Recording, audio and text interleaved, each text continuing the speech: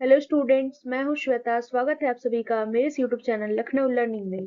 Listeners, आज की इस वीडियो में हम इंडियन इकोनॉमी के बारे में जानेंगे। उसकी क्या क्या फीचर्स होते हैं, क्या क्या प्रॉब्लम्स होती हैं इंडियन इकोनॉमी से रिलेटेड, यानी कि क्या क्या प्रॉब्लम्स होती हैं इंडियन इकोनॉमी की, उसके बारे में आज जानेंगे। तो जैसे कि स्क्रीन पर आप देख सकते हैं लिसनर्स, ये आज के इस वीडियो में मैं डिस्कस करने वाली हूँ। सो आइए स्टार्ट करते हैं। सबसे पहले स्टार्ट करते हैं हम characteristics of the Indian economy के बारे में। यानी इंडियन इकोनॉमी जो होता है उसकी क्या फीचर्स होते हैं, क्या विशेषता होती है। तो पहला लिसनर्स, फर्स्ट है diverse economy.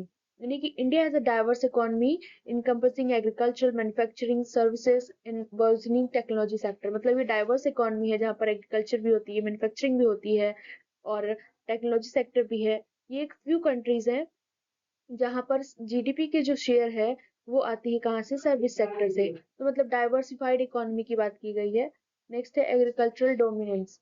Despite rapid industrialisation and urbanisation, agriculture still play a crucial role in Indian economy.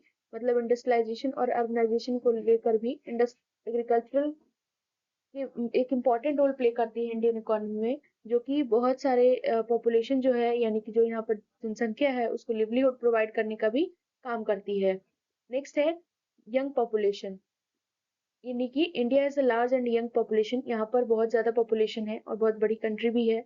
सो हम कह सकते हैं which can be a demographic dividend if profile utilise through education. इसकी एक डेमोग्राफिक डिविडेंड भी है अगर उसके एजुकेशन के तौर पे देखें, स्किल डेवलपमेंट के तौर पे देखें, एम्प्लॉयमेंट अपॉर्चुनिटीज के तौर पे देखें। तो इस ये भी एक कैरेक्टरिस्टिक्स में आता है इसके। इनफॉर्मल सेक्टर है यहाँ पर, यानी कि इंडियन इकोनॉमी ऑपरेट होता है इनफॉर्मल सेक्टर में, जो कि स्मॉल स्केल के द्वारा कैरेक्टराइज्ड है, या अनऑर्गेनाइज्ड इंटरप्राइजेस के द्वारा, जो कि बहुत सारे चैलेंजेस फेस करता है किससे, क्रेडिट से रिलेटेड। नेक्स्ट है हमारा ग्लोबलाइजेशन एंड आउटसोर्सिंग हब। बोला है कि इंडिया एक मेजर रोल प्ले करता है ग्लोबल आउटसोर्सिंग मार्केट में। पर्टिकुलरली अगर बात करें तो आईटी सेक्टर में या फिर बीपीओ में, बिजनेस प्रोसेस आउटसोर्सिंग में। नेक्स्ट है हमारा ग्रोइंग मिडिल क्लास, कि मिडिल क्लास की ग्रोइंग, ये भी एक कैरेक्टरिस्टिक्स है आपके इंडियन इकोनॉमी का, जो कि इसमें क्या होता है कि कंज्यूमर की स्पेंडिंग बढ़ रही है, इकोनॉमिक ग्रोथ बढ़ रहा है और गुड्स एंड सर्विसेज की डिमांड भी बढ़ रही है। नेक्स्ट है हमारा federal structure. Indian economy operate होता है फेडरल स्ट्रक्चर के अंदर, जहां पर सेंट्रल और स्टेट गवर्नमेंट दोनों के दोनों एक इम्पॉर्टेंट रोल प्ले करती है पॉलिसी मेकिंग में और मैनेजमेंट में। तो आई होप लिसनर्स आपको कैरेक्टरिस्टिक समझ में आ गए होंगे। आइए चलते हैं नेक्स्ट टॉपिक पे। लिसनर्स, एक और बात, अगर वीडियो अच्छा लगे तो लाइक करना ना भूलिएगा, अपने फ्रेंड्स के साथ शेयर करिएगा।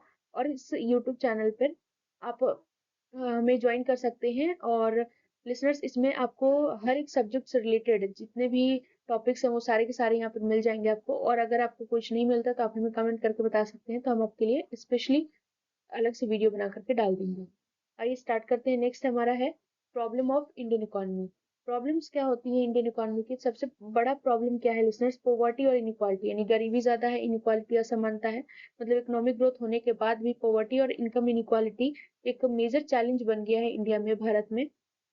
कह सकते हैं कि disparities exist between urban and, मतलब डिस्पैरिटी रहती है अर्बन और रूरल एरियाज में, यहाँ तक कि अलग अलग जो सोशल ग्रुप्स हैं उनके बीच भी। तो ये बहुत ही कह सकते हैं कि पोवर्टी और इनइक्वालिटी एक बहुत बड़ा प्रॉब्लम है। नेक्स्ट है हमारा अनएम्प्लॉयमेंट एंड अंडर एम्प्लॉयमेंट। देखिए, उससे भी बड़ा प्रॉब्लम अनएम्प्लॉयमेंट है। यानी कि इसमें बोला कि इंडिया क्या करती है, high rate of unemployment face कर रही है, अंडर एम्प्लॉयमेंट फेस कर रही है। ज्यादातर जो यूथ होते हैं वो ज्यादा फेस करते हैं। जैसे कि हम सब जानते हैं कि अनएम्प्लॉयमेंट कितनी ज्यादा है, बेरोजगारी कितनी ज्यादा है। और यूथ के लिए तो सबसे बड़ी प्रॉब्लम है ये। मिसमैच हो जाता है उनके स्किल जो भी वो डिमांड करते हैं मार्केट में, and those possessed by job seekers, मतलब जो वो पाना चाहते हैं। तो इसकी वजह से भी होता है, जैसे कि हमने लिसनर्स अनएम्प्लॉयमेंट के बारे में पढ़ा है कि कुछ लोग होते हैं जिनके पास स्किल होती है, लेकिन वो जो करना चाहते हैं उनको मिल नहीं रही है, तो उसकी वजह से भी अनएम्प्लॉयड है। कुछ लोग हैं कि जिनको जॉब मिल भी रही है लेकिन वो करना नहीं चाहते, तो उसकी वजह से भी अनएम्प्लॉयमेंट रहती है। तो बहुत सारे ऐसे कारण है अनएम्प्लॉयमेंट के।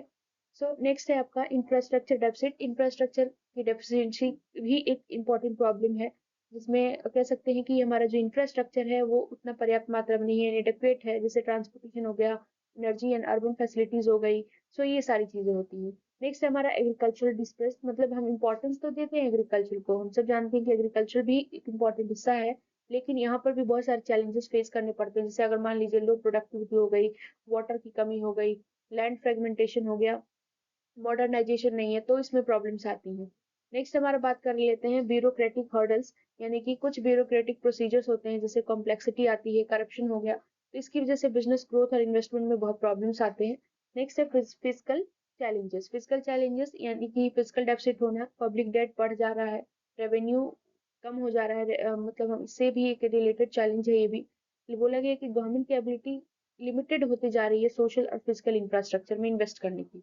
तो ये भी एक इम्पॉर्टेंट प्रॉब्लम रहा है लिसनर्स। नेक्स्ट है हमारा इन्वायरमेंटल डिग्रेडेशन, यानी कि रैपिड इंडस्ट्रियलाइजेशन और अर्बनाइजेशन की वजह से इन्वायरमेंटल डिग्रेडेशन हो रहा है, जिसमें पॉल्यूशन बढ़ रहा है, डिफोरेस्टेशन हो रहा है। देख रहे हैं कि जितने ज्यादा प्रोडक्ट्स मैन्युफैक्चर हो रहे हैं तो उससे क्या हो रहा है कि एयर पॉल्यूशन, बहुत सारे पॉल्यूशन क्रिएट होते हैं। सो इन्वायरमेंटल प्रॉब्लम्स भी बढ़ रही हैं, जैसे पॉल्यूशन हो रहा है, डिफोरेस्टेशन हो रहा है, डिप्लेशन हो रहा है नेचुरल रिसोर्सेज का, जिसकी वजह से लॉन्ग टर्म सस्टेनेबिलिटी चैलेंजेस ये बनते जा रहा है ना। जैसे आप देख रहे होंगे कि पेड़ों को काट दे रहे हैं, कितने सारे घर बना दे रहे हैं, तो बहुत सारी इसकी वजह से भी प्रॉब्लम्स हो रही हैं। तो ये कुछ थे प्रॉब्लम्स इंडियन इकोनॉमी के। आई होप आपको क्लियर हो गए होंगे। Thank you for listening.